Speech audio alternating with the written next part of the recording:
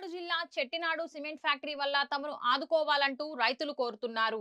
పెదగర్లపాడులోని Chettinad factory నిర్మాణ సమయంలో చుట్టుపక్కల ఉన్న పంట పొలాలను కొనుగోలు చేశారు. ఫ్యాక్టరీ నుంచి వెలువడే దుమ్ము వల్ల ఫ్యాక్టరీ చుట్టుపక్కన ఉన్న పొలాలు మొత్తం దుమ్ము పడి పంటలు మొత్తం పాడైపోయాయంటూ రైతులు మండిపడుతున్నారు.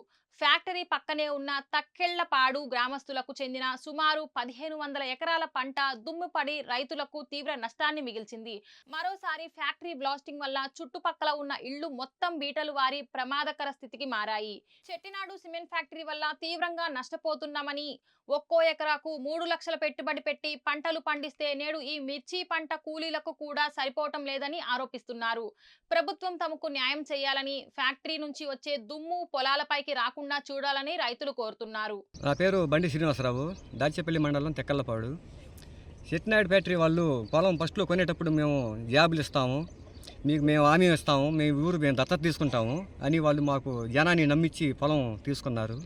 తీసుకున్నాక మేము జాబుల గురించి అడుగుతుంటే వాళ్ళు అసలు సమాధానం చెప్పట్లేదు. వాళ్ళు సమాధానం చెప్పకపోగా మళ్ళీ దువ్వబడుతున్నా సరే వాళ్ళు ఇంతవరకు అసలు వాళ్ళు ఏం స్పందించలేదు మమ్మల్ని.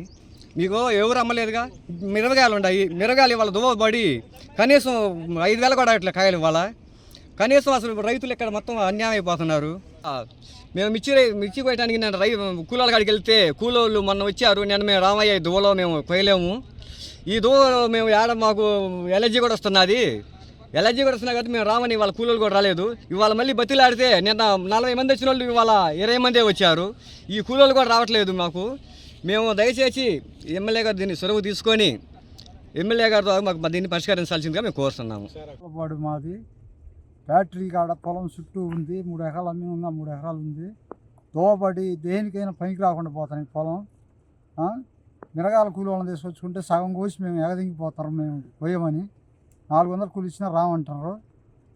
దయచేసి మమ్మల్ని మా ఎమ్మెల్యే గారు కూడా పట్టించుకొని మా పరిష్కారం చేయాలి, అది కోరుతున్నాం ఎమ్మెల్యే గారిని కూడా. దుమ్ము ధూళిపడి కాయలు పనికి రాకుండా పోతున్నాయి. అసలే మార్కెట్ 10,000 ఉంది, ఈ దుమ్ము ధూళికి 4,000కి అడుగుతున్నారు. కోస్తే 4,000 కూలి అవుతుంది కింటర్కి కోస్తే. మమ్మల్ని దయచేసి ఫ్యాక్టరీ వాళ్ళు అయినా మా ఎమ్మెల్యే గారు అయినా దయచేసి మమ్మల్ని పట్టించుకొని ఆ పరిష్కారం ఏదో చేయాలి. నా పేరు కర్పూరపు వీరభద్రరావు అండి. పెదగార్లపాడు గ్రామం, దాచేపల్లి మండలం, పల్నాడు జిల్లా. ఇక్కడ కొంతకాలంగా సిమెంట్ ఫ్యాక్టరీలో స్టార్ట్ అయినప్పటి నుంచి మాకు ఇక్కడ బ్లాస్టింగ్ వాళ్ళ దెబ్బకి మేము చాలా ఇబ్బంది పడాల్సి వస్తుంది. ఇక్కడ ప్రతి ఒక్క ఇల్లు, ఈ పెదగార్లపాడు గ్రామంలో ప్రతి ఒక్క ఇల్లు క్రాకులతో ఎప్పుడు కోల్తాయో చెప్పలేము, ఎప్పుడు ఏమైందో చెప్పలేము.